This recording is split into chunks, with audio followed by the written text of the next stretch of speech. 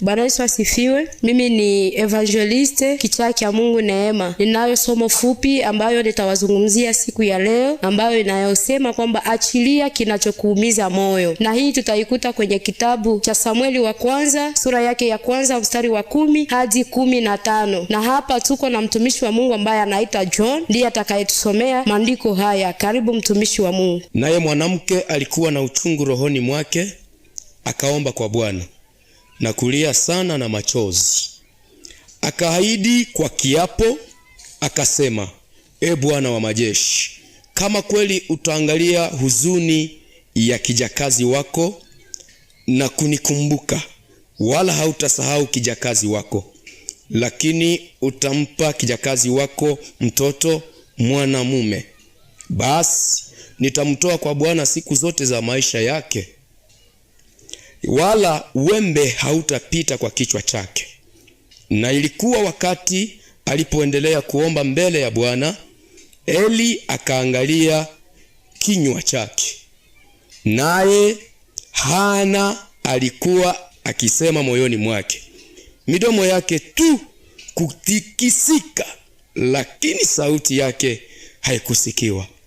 Basi Eli akazani ya kuwa amelewa. Naye Eli akamwambia, utalewa mpaka wapi? Ondoa mvinyo wako kwako. 15 na ndiyo mwisho.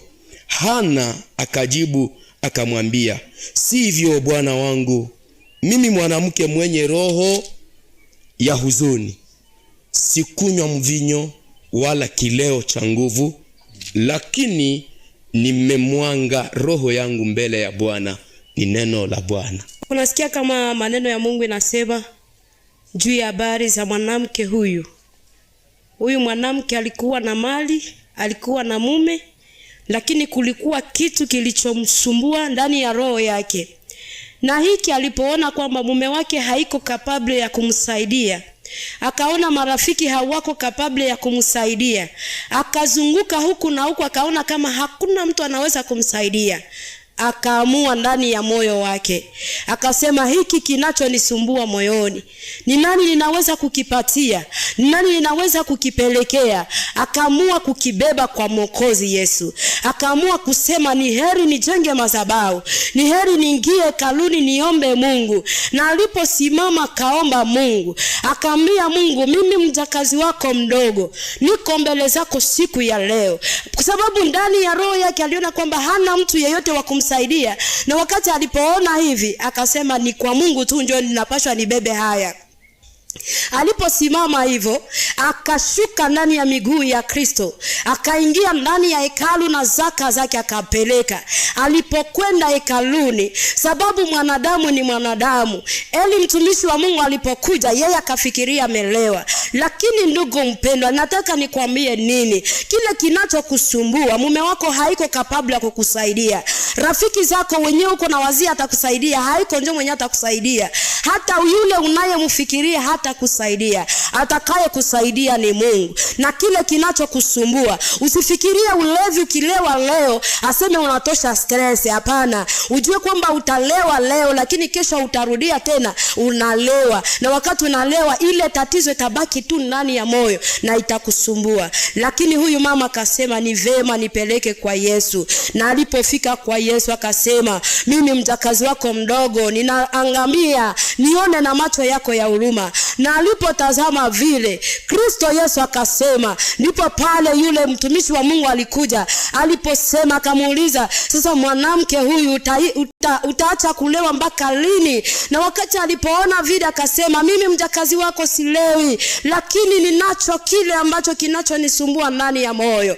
Akakiachilia mbele za Bwana. Na wakati Eli aliposikia, akasema, seme mwaka huu ambao tunaenda kuanza, na Mungu akutendee sawa sawa sawa na ombi lako. Mungu akasikia maombi ya huyu mama, sababu aliona hana rafiki wa kumsaidia, hana ndugu wa kumsapoti, hana jirani, hana yeyote yule. Na mimi ninataka nikutangazie hivi, yale yanayokutibu, yanayokusumbua ndani ya moyo, hauna mwenye atakusaidia. Yule mfianse hatakusaidia, yule mwenye alikuacha leo hatakusaidia, ndugu zako hawatakusaidia, hata mchungaji unayemfikiria hatakusaidia. Lakini beba yale mizigo yote kwa Yesu, yalete kwa Yesu siku ya leo, na Bwana atakusaidia. Ndiye anayetibu moyo. Anapotibu moyo tunapata furaha. Anapoingia ndani ya maisha yetu anaondoa stress.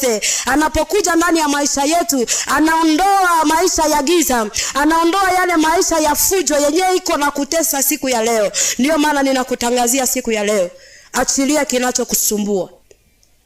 Usikiachilie kwenye ulevi, usikiachilie kwenye wafumu, usikiachilie kwa marafiki. Wale watakuweka kwenye mtandao, watakujengea magazeti, lakini Yesu anayetibu moyo, ukimletea siku ya leo anaweza kukutibu.